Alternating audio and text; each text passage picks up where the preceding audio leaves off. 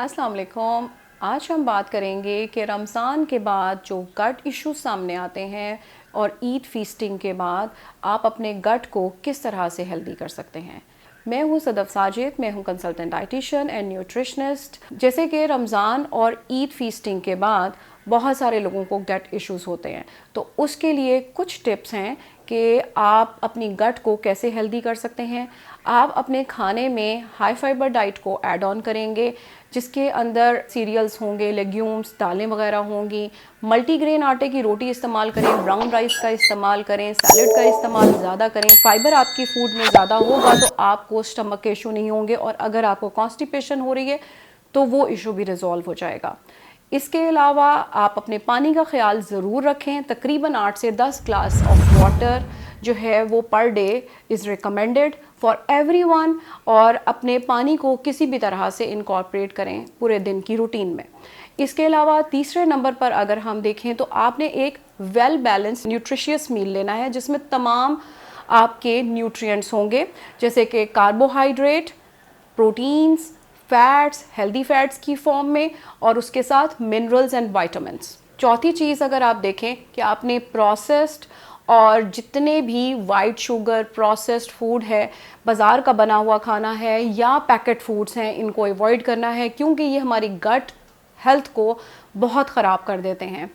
इसके अलावा अगर हम देखें तो हमें ऐसा कर सकते हैं कि आप गट हीलिंग फूड हैं, जैसे कि बोन ब्रॉथ है, यखनी बनाई हो, देसी मुर्गी की यखनी, या आप इस तरह से यखनी को इनकॉर्पोरेट करें सुबह के टाइम और रात में खाने से पहले, तो इस तरह से आपकी गट की हीलिंग भी होगी। इसमें आप जिंजर डाल सकते हैं। इसके अलावा बनानास आर गुड, जिससे आपकी गट हीलिंग होती है। इसके अलावा प्रीबायोटिक्स का इस्तेमाल करें। प्रीबायोटिक्स जैसे कि गार्लिक है, आपका बनाना हो गया। उस तरह से जब आप प्रीबायोटिक्स ऐड ऑन करते हैं अपने फूड के अंदर, अनियन, तो इससे भी आपकी गट इश्यूज रिजॉल्व होते हैं। Probiotics are very important. दही का इस्तेमाल अपने खाने में ज़रूर करें। इसके साथ साथ अचार अगर सिरके में बना हुआ है तो वो भी बहुत ज़्यादा हेल्प करता है। और सबसे इम्पॉर्टेंट चीज़ इसके अंदर ये है कि आपने पोर्शन का ख्याल रखना है, क्योंकि जब भी हम खाना खाएं अपने पोर्शन को एक मॉडरेशन में इस्तेमाल करें। ये नहीं कि आपने एक टाइम पर बहुत ज़्यादा खाना खा लिया है। उसका बेस्ट तरीका ये होता है कि अगर आपको ज़्यादा भूख लग रही है या आपको लगता है कि आप कंट्रोल नहीं कर सकते खाने के ऊपर, तो आप अपने खाने के तरीके को थोड़ा सा मैनर्स में कर लेते हो। अगर आप 3 लार्ज मील ले रहे हो तो उसकी बजाय आप 6 स्मॉल फ्रीक्वेंट मील्स पे आ जाओ। उससे ये होता है कि आपको निबलिंग की आदत भी ख़त्म होती है और आपको जो वो भूख लग रही है वो भी बेहतर हो जाती है। इसके अलावा chewing is very important. Chew your food properly. जब भी खाना खाएं, खाने को टाइम दें।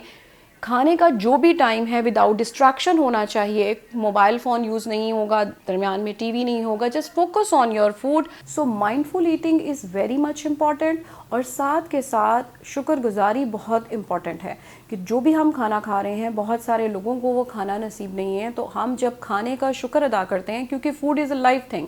जो भी ब्लेसिंग्स हम खाने पर भेजेंगे वही ब्लेसिंग्स हमें अंदर उसकी वाइब्रेशन फील होंगी, और वही खाना हमारे लिए फ़ायदेमंद साबित होगा।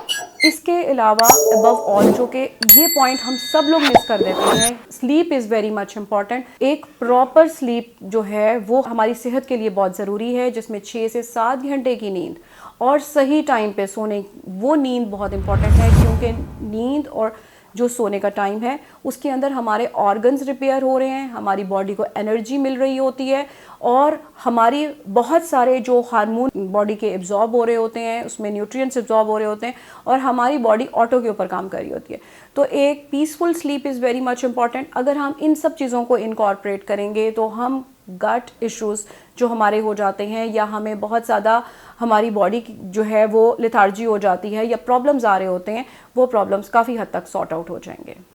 पाकिस्तान के टॉप डॉक्टर्स के साथ अपॉइंटमेंट बुक करें, वो भी पेशेंट फीडबैक देखते हुए। आज ही ओला डॉक ऐप डाउनलोड करें। ओला डॉक, डॉक्टर का अपॉइंटमेंट आसानी से।